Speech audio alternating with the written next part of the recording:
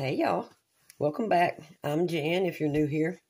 Today we're making chocolate whips. Now to make these you need just 3 ingredients.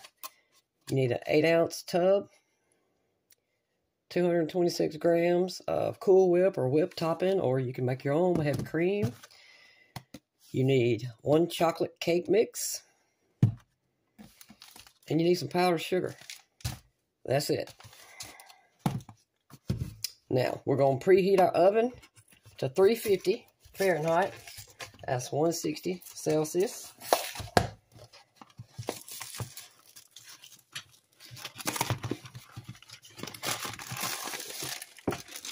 Then we're going to take this cake mix. We're going to pour it in the bowl. We're going to dump in our entire tub of Cool Whip, and we're going to mix these two together. I'll be right back. Also, you want to line you a pretty big bake sheet with some parchment paper. And y'all, if you've never had these, they are so good. Especially if you're a chocolate lover. And Donna, if you happen to be watching, I have great news. I finally found the last 2 spices I need to make your spice cake. So that's coming. I would have went ahead and made it this time, but I already had this Cool Whip thawed out, so I want to go ahead and get these done. Why do y'all got to fight every time I start recording? Y'all hear my cats in the background? More like kitten terrorizing my 8-year-old cat.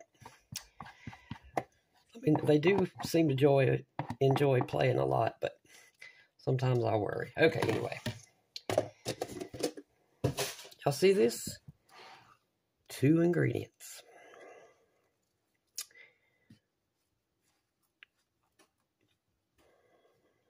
Okay, I'm fixing to make a mess, so I'm not going to make y'all watch this because I should have grabbed a bigger bowl. So just grab you a tall bowl so you're not slinging your chocolate cake mix out everywhere. Okay, I'll be right back. Come on now, y'all. Kitties. Okay, y'all. Just take some elbow grease to get this Cool Whip and cake mix mixed together. So just fair warning. All right. We're going to do like a little assembly line type thing. We're going to take our cookie scooper.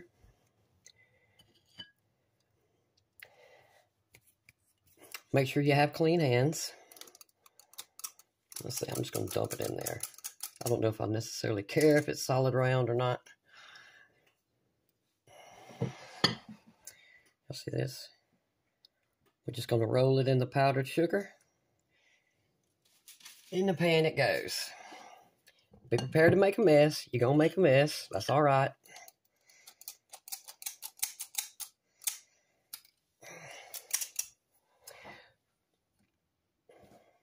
Roll in the powdered sugar. Put it on your bake sheet.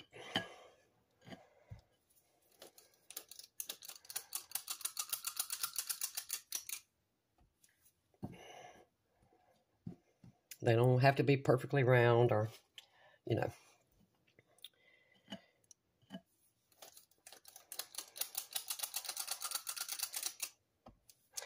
Okay. And again, I'm not going to sit here and make y'all watch this.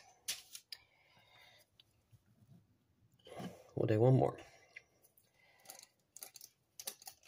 If you want to do it with a spoon, you can do that too. I'm probably about to get annoyed and do that myself. Yep. Okay, be back. Here's my first tray. I just put 9 on here. They're going into 350 Fahrenheit, 180 Celsius oven for exactly 12 minutes. See y'all in 12 minutes. Here we go, y'all. Here's our chocolate whips. Now we're going to let these sit here for just a little bit. At least 5 minutes before I even attempt to get these off this parchment. Or, as you can tell, they probably crumble apart. But this is what they're supposed to look like. They almost look like a broken up snowball in the dirt. They are absolutely delicious. So I'm going to let them cool down a minute so I can handle them. And I'll be back. Here we go, y'all. chocolate whips, or you may know them as Cool Whip cookies, since that's, technically what they are. They're absolutely delicious, I can tell you that.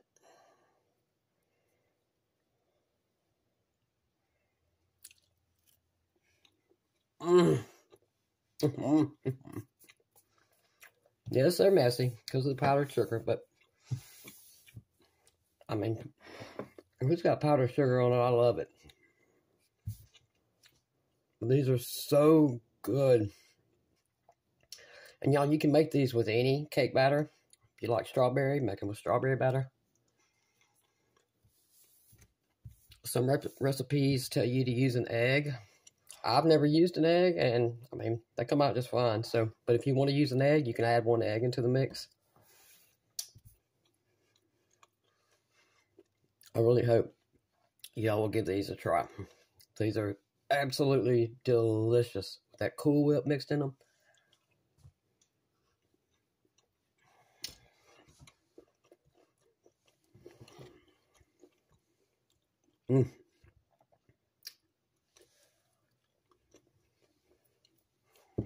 Oh, and these bake for 15 minutes.